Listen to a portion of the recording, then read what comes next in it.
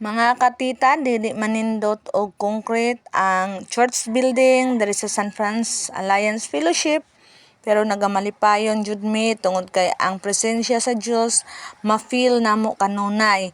Ang mga membro always nagtinabangay unya ang kanang wala joy mga paglibakay, kundili naghigugmaay ang matag usa nga sama sa usa ka mga mag-igsuon nga diha kang Kristo.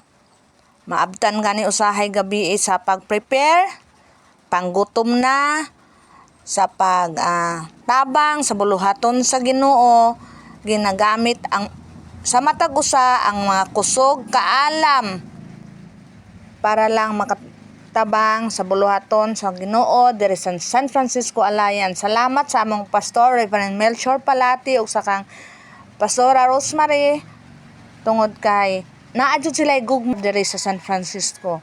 Salamat kay sa Ginoo ug ang San Francisco members nagapasalamaton sa matag usa sa pagtabang ug sa paghatag sa effort kusog ug financial nga bahin aron lang matabangan ang mga church. God bless you more.